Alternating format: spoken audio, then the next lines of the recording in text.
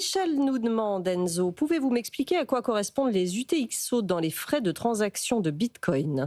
Eh bien, simplement, les frais de transaction, les UTXO, pardon, ce sont les frais de transaction non dépensés. Alors, qu'est-ce que ça veut dire? On parle souvent d'un portefeuille Bitcoin.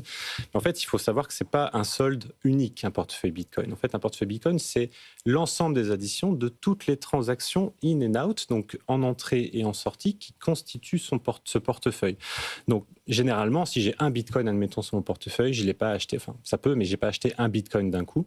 Et donc, j'ai acheté des morceaux de Bitcoin, ce qui fait que toutes mes transactions sont réparties sur plusieurs blocs. Donc en fait, chaque morceau de transaction de Bitcoin correspond à un UTXO.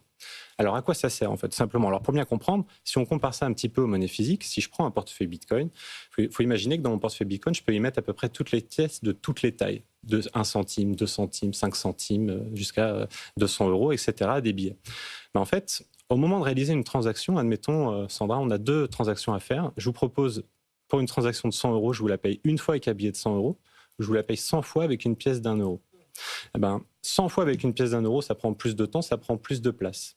Un portefeuille Bitcoin qui a été alimenté par de multiples transactions, donc de multiples UTXO, va avoir des frais de transaction plus chers puisque chaque opération va demander une taille d'octets par mégabit plus élevée que si j'ai une seule transaction qui rapporte au solde unique de mon portefeuille. Alors j'espère que j'ai été assez clair dans cette dernière partie, mais d'une manière générale, plus j'ai à compter et plus ça prend de place, en gros, le nombre de transactions, plus ça va me coûter cher. Donc ce qui est intéressant, si on résume à peu près ça, c'est que Bitcoin facture la complexité de la transaction, pas le montant.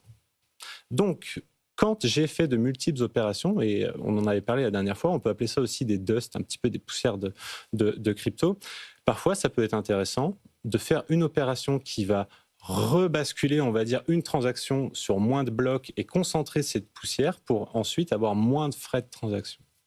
Voilà à quoi ça